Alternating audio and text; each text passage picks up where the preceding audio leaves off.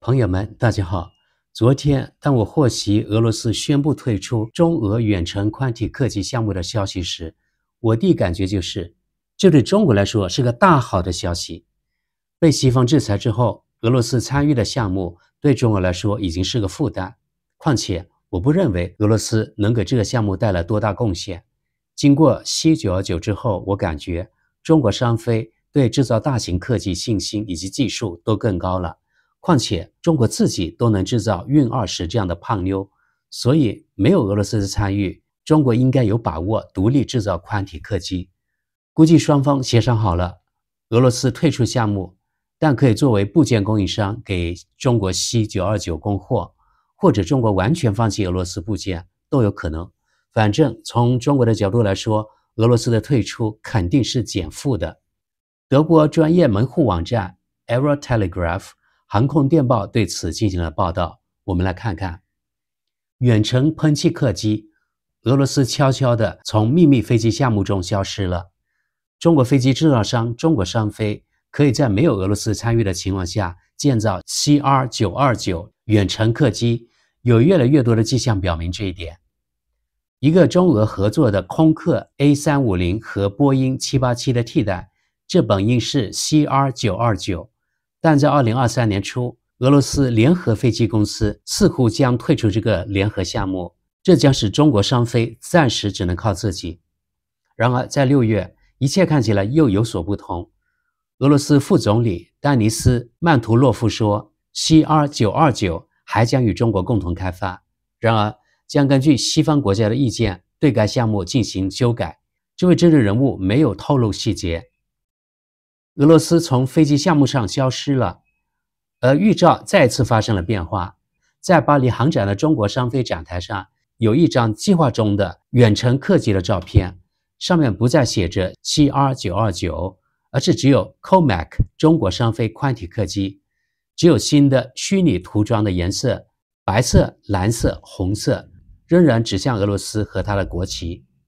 中国商飞还没有发表评论，一位女发言人也没有回答 Eurotelegraph 的询问。然而，任内人士告诉航空时讯杂志，俄罗斯确实不再是该飞机研发的一部分。Craig 代表中俄国际商用飞机公司，是中国商飞和俄罗斯联合飞机公司之间的合资企业。好，朋友们，接下来我们来看看德语读者评论。可以理解的，苏联，俄罗斯的光荣创新者们都在研究飞翼，谁需要宽体飞机这样的东西？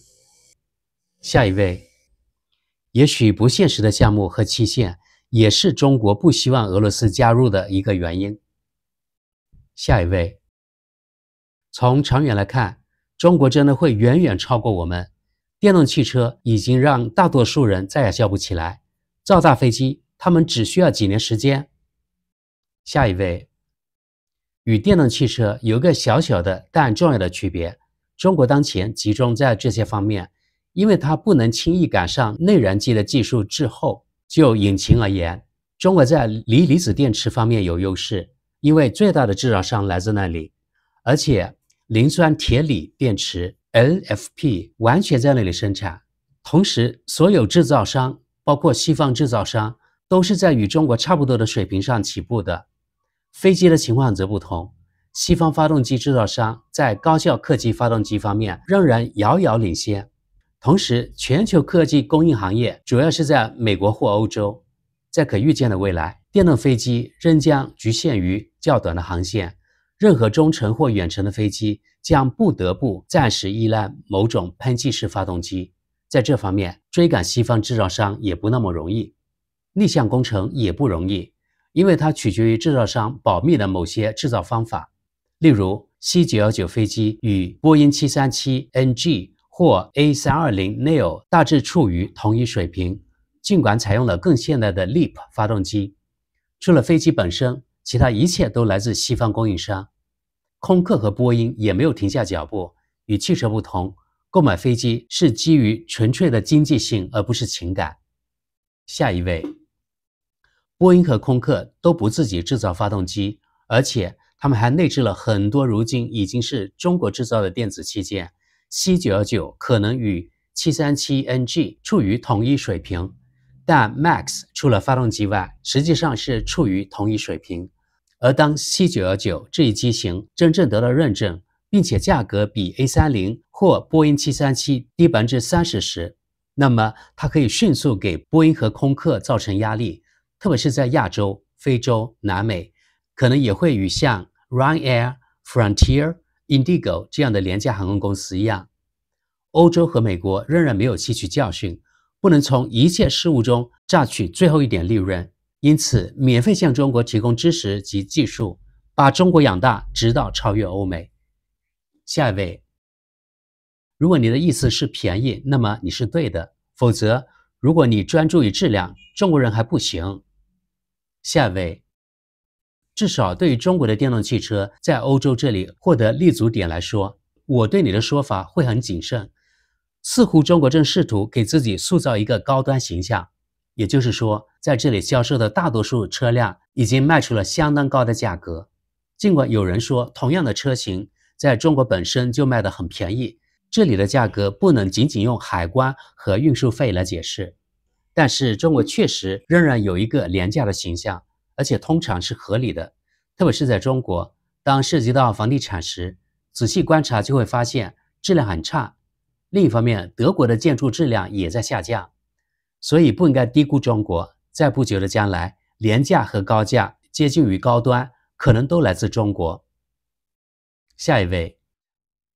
在电子领域，我看到中国在某些领域，如光伏逆变器提供的质量远远好于部分在德国制造的质量，挺吓人的。下一位，看起来更像是俄罗斯合作伙伴被迫退出了这个项目。为了使俄罗斯能够交付这架飞机，必须制造2个版本的飞机，一个由欧洲、中国和美国的部件组成的国际版本，以及一个由中国和俄罗斯的部件组成的自由版本。在技术上，这对中国来说是一个很大的风险，因为他们还不能自己提供发动机、航空电子设备等等。此外，中国主要想为自己的市场服务，并独立于空客和波音，根本没有时间去等俄罗斯生产合适的发动机，费老大的劲儿，甚至2个版本的飞机。好，读者评论就到这里。不过，俄罗斯退出中俄远程宽体客机项目早就有征兆，主要是由于俄乌危机，西方对俄罗斯实施全面制裁，至此，这个中俄联合项目就遇到了麻烦。德国航空门户网站在半年前就刊登过关于这个话题的报道，我们来看看他们当时是怎么分析的。中俄远程喷气客机，俄罗斯可能退出 CR929 项目。新的远程喷气客机将不会完全没有西方的部件，俄罗斯人根本不喜欢这样，这可能导致中国在 CR929 上单干。这家公司已经有一段时间陷入困境了。CR929 远程喷气客机本来应该是中国和俄罗斯的联合生产，两国飞机制造商中国商飞和俄罗斯联合飞机公司希望在未来10年将该飞机推向市场，作为空客 A350 和波音787的替代品。为此，他们成立了一家合资企业中俄国际商用飞机，简称 CRAC， 总部设在上海。他几年前就开始了开发工作，2021年就宣布建造了第一架原型机。但俄罗斯对乌克兰的攻击改变了一切。从合作伙伴到供应商，因为俄罗斯对西方的态度显然比以前更加敌视，因此俄罗斯人对中国想邀请西方公司参与这个价值500亿美元的项目感到恼火。他们现在显然下决心做出决定。据塔斯社报道，俄罗斯贸易部长丹尼斯·曼图洛夫解释说，他们很有可能决定从这个项目的合作伙伴转变为模块和部件的供应商。鉴于目前的情况，即西方制造商仍计划作为供应商，这是唯一可行的方法。计划提供3款飞机。自2017年以来，俄罗斯联合飞机公司和中国商飞2家公司已经在 CRAC 内部合作开发280座的新型远程客机 CR929。俄罗斯退出后，它将成为什么，目前还不清楚。CR929 实际上计划提供3款飞机 CR929-600， 基本版将首先推出，将能够在3个舱位中运载280名乘客，续航达到12000公里，较小的 CR929-500和较大的 CR929-700 版本计划在以后推出。新模型是基于 C929 中国和 SHFDMS 俄罗斯项目，这两个项目之前是由各国独自推进的。谁能得到什么收益？当该计划启动时，人们认为 CR929 飞机将在2023年进行首飞，并在2025年至2027年之间开始交付。2022年8月，俄罗斯联合飞机公司负责人尤里斯柳萨证实，由于西方对俄罗斯的制裁和新冠引起的全球航空市场的变化，该计划将不得不进行修改，首飞日期被推迟到2030年。两国不仅在这个问题和西方供应商有分歧，而且在潜在销售的利润上也有分歧。正如南华早报最近援引内部人士的话写道，中国希望在自己的国家销售的收益全部归自己，作为回报，俄罗斯可获得世界其他地区的 70% 的销售收入。制裁使情况复杂化，中国可能是迄今为止 CR929 最重要的市场，至少在初期，因为它很难在空客和波音主导的地区找到新客户。许多航空公司刚刚用这两个主要制造商的机型更新了其远程机队，他们不会愿意购买中国的新机型。对俄罗斯的制裁使整个事情变得更加困难，因此中国也可能有兴趣买断俄罗斯的合作。好，朋友们，最后我们来看看这篇报道的读者评论。这并非是政治话题的新闻啊，看看德语读者们是否又陷入意识形态怪圈。第一位，模型与空客 A350 的原貌非常相似，大规模的工业间谍活动和腐败是中国国家经济的一部分，它直接或间接地占到了中国国家经济的 50% 以上，而且不得不把自己完全为一个敌视人权的意识形态服务。希望西方对这种形式的合作有足够的准备，有足够多的富含石油的无赖国家可以使这样的飞机获得成功。在这样的背景下，当然可以对极权主义和日益咄咄逼人的中国对某些关键产业进行封锁。不幸的是，我们的通过贸易促进改变的策略已经失败了。下一位，飞机前面真的没有那么多设计选项，可以把飞机设计的完全不同。在过去几十年里，为了优化它，这里和那里都有最小的变化，但即使是空客和波音的飞机也没有完全不同，因为它们非常接近于最佳状态。中国应该如何研发飞机的前部，以便你不会看到复制的影子？窗户朝下，门在机身顶部，空气动力学的规律也已经传到了中国。这就是为什么飞机机身在未来几年会像这样，无论他们是在美国、法国、巴西、俄罗斯还是中国设计的。工业间谍活动一直存在，并将一直存在。当然，它在中国比在其他市场更普遍，但它在日本、韩国也没有什么不同。如果这一趋势没有完全扭转，德国汽车制造商应该在中国同样进行工业间谍活动，以避免被落下。中国很有钱，并战略性的使用其资金。欧洲也有很好的资金，但在意识形态问题上浪费了太多时间，无法用投入的资金达到同样的效率。不完全是严肃的例子，欧洲投资数千亿欧元来挽救希腊的破产，中国投资数亿欧元购买比雷埃夫斯港，并延伸它的丝绸之路。下一位，为了获得这些信息，这只是一场网络战争的游戏，再加上对进口产品征收关税，对其国内经济的隐性补贴，中国不是一个可以信任的公平伙伴。下一位，真让人吃惊啊！这里已经预测了很久了。此外，与中国人建立业务是非常困难的，因为中国人迟早会试图欺骗你。从这个角度来看，穷兵黩武的俄罗斯现在自己打造他们的超级概念，这当然是值得欢迎的。我真的希望看到中国人自己做一些事情，而不是剽窃。下一位，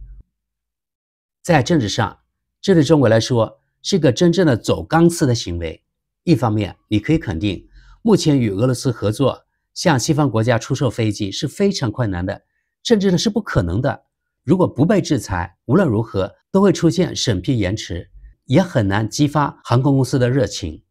另一方面，中国对西方的气氛也在降温，华为和台湾只是其中2个热门词汇。在这方面，如果中国能够在完全没有西方供应商的情况下制造飞机，那么它至少可以在自己的友好和机会主义国家印度建造和运营并销售，这对中国来说不是坏事。因此，如果这个决定是出于政治动机，而且在中国几乎所有的决定都出于政治动机，那么西方可能会把这个解释为一个缓和的信号，并希望在台湾问题上的升级也变得不太可能。但也许这次是一个纯粹的经济决定，因为人们意识到俄罗斯拥有优秀的工程师，但根本无法建立起必要的产量。下一位，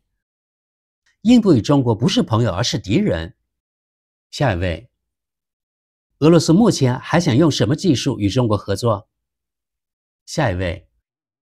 这位网友的评论比较长，我只翻译相关的前半部分。退出该项目对俄罗斯人来说是理智的，否则他们将投资于一个不仅在世界上大部分地区没有出口潜力的项目，他们还将投资于一个他们将不被允许在自己国家使用的机型，因为由于制裁，含有西方部件的飞机不能交付给俄罗斯。然而在经济上，无论如何，整个 CR929 的数量在可预见的未来无足轻重，在2035年之前产量不会变大。下一位，俄罗斯并不想退出，俄罗斯必须退出。首先，因为中国人很清楚，由于制裁，有俄罗斯参与的飞机目前无法出售给自由世界，因此中国人希望俄罗斯人退出。其次，因为如果有西方的高科技加入，俄罗斯缺乏创新能力参与合资企业。下一位，零参与中国的销售，这可能是原因，毕竟该飞机主要是为中国这个市场定制的。好了，朋友们，关于俄罗斯退出中俄远程宽体客机项目报道的翻译就到这里了，谢谢大家的关注。